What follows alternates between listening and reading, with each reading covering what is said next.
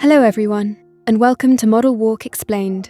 Today's story is called A Love Beyond Touch. Our model portrays Lydia, a mysterious young woman caught between the physical world and the boundaries of life and death. After a serious car accident, Caleb loses the ability to walk and no longer sees any reason to continue living. Then, on a stormy night, a strange young woman named Lydia appears in his hospital room. Caleb is the only person who can see her. She is talkative, obsessed with food, and determined to force him through his daily physiotherapy. When Caleb finally finds the courage to stand again, he discovers that Lydia is not a ghost. She is a patient in a persistent vegetative state, and her family is preparing to withdraw her life support. Caleb has only one day left to bring her back. Caleb was 24 when he fell from a bridge following a car accident. When he regained consciousness, he could no longer feel his legs. His father brought different doctors into the hospital room every day. His mother sat beside him, peeling apples in one long, unbroken spiral, as though the family would remain whole as long as the skin did not snap. Caleb refused to cooperate. He rejected physiotherapy, refused to see his friends, and would not even look out of the window. Before the accident, he had worked as a swimming instructor. He had always hated staying still. Now, he could not even turn over in bed without assistance. Being alive felt less like survival and more like a public display of failure.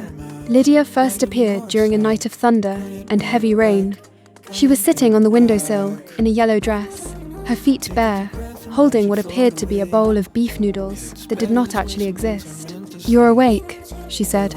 She breathed in deeply and looked delighted. "The noodle shop downstairs is brilliant. It's a shame I can't actually eat anything." Caleb stared at her and pressed the nurse call button. When a nurse entered, he pointed towards the window. "Can't you see someone sitting there?" The nurse glanced at the empty windowsill and calmly took his temperature. Lydia laughed so hard that she nearly fell off. "Don't worry, I'm probably a ghost. At least I don't look like a corpse, so you're quite lucky." At first, Caleb thought the accident had damaged his brain, yet Lydia returned every day. In the morning, she complained about his untidy hair. At lunchtime, she secretly read the patient's notes from the nurse's station. In the evening, she forced him to complete the exercises prescribed by his physiotherapist. "I'm not doing them," Caleb said. "Then I'll sing." "Go on then." She had barely reached the second line before Caleb gritted his teeth and lifted his leg. Lydia smiled proudly. "If physiotherapy is this easy, the hospital ought to employ me." She was like a radio that could never be switched off. Whenever Caleb told her to leave, she simply moved to the other side of the room. Whenever he closed his eyes, she sat beside him and counted his eyelashes. Only when the pain left him covered in cold sweat did she become quiet. She would kneel beside the bed and place her hand over his. Caleb could not feel her touch. Even so, his hand somehow felt a little less cold. 3 months later, Caleb stood for the first time with the support of a walking frame. His mother cried. The physiotherapist applauded. Lydia stood beside the mirror, her eyes shining as though she had stolen 2 stars from the night sky. "Why are you happier than I am?" Caleb asked.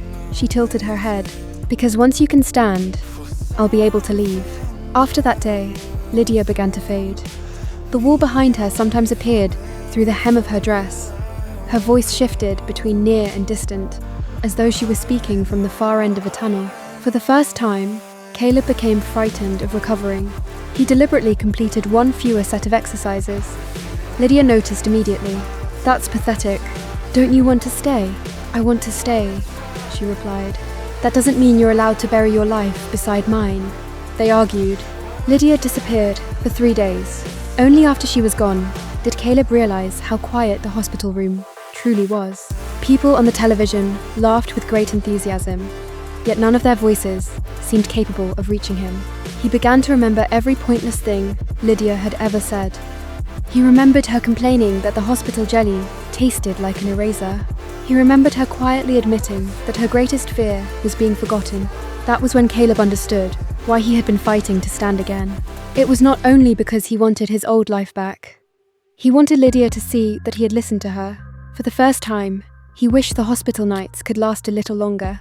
Once morning arrived, she might disappear completely and never return. Caleb searched the entire hospital in his wheelchair. At last, he heard Lydia singing on the roof. She was sitting beside the water tank, looking towards another hospital building. "I think I'm over there," she said. Caleb followed her gaze. After making inquiries, he discovered that a young woman named Lydia had been unconscious in the intensive care unit for 2 years. She had suffered oxygen deprivation after rescuing a drowning child at the seaside. She had never regained consciousness. The child she had saved was Caleb's youngest brother.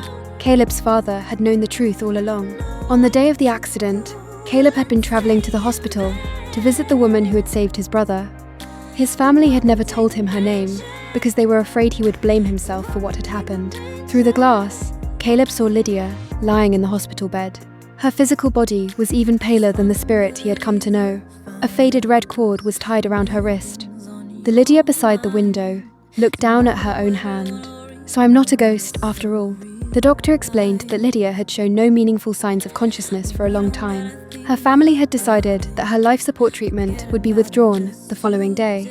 For the first time, Caleb held Lydia's real hand. "You brought me back," he whispered. "Now it's my turn." He brought his younger brother to the bedside and asked him to speak to her. He also played recordings of the sea, which Lydia had loved before the accident. Nothing happened throughout the night. There was no miracle. Only the steady sound of the medical monitor filled the room. Lydia's spirit sat at the end of the bed. "Let it go," she said with a smile. "I've already done what I wanted to do." Caleb shook his head. "You still haven't eaten those beef noodles." Morning arrived. The medical team prepared to withdraw Lydia's life support. Using his walking frame, Caleb forced himself to stand. Step by step, he crossed the room and reached her bedside. He lowered his forehead towards her hand. "I promised you I would live," he said. "The least you can do is wake up and make sure I keep that promise." Lydia's spirit stood behind him. She reached out and wrapped her arms around his body. For the first time, Caleb felt warmth. A moment later, she disappeared. The fingers of the woman lying in the bed moved slightly. 6 months later, Lydia regained consciousness. She remembered nothing about the days she had spent beside Caleb. She did not remember him either. All she knew was that the man who visited her every day with a walking stick was extremely irritating. Caleb always bought her a bowl of beef noodles. Eventually, she could no longer contain her curiosity. "Did we know each other before?" Caleb handed her a pair of chopsticks. "Not really. You owe me a life, and I owe you a bowl of noodles." Lydia took her first mouthful. Without warning, tears began to run down her face. She did not understand why. She only felt that she had been waiting a very long time to taste it. Caleb did not reach out to touch her. He simply placed a tissue beside her hand. Some love stories begin beyond the reach of our hands. They cross the boundary between life and death before they are finally given a name that can be touched. That brings today's supernatural romance story to an end. Do you believe two people can fall in love before they have ever truly met? If you enjoyed this 4K tights model shoot, romantic short film, and supernatural love story, please subscribe to the channel, like the video, and turn on notifications. That way, you will never miss our latest model shoots, cinematic fashion videos, and original romantic stories. Thank you for watching. We look forward to seeing you again in the next video.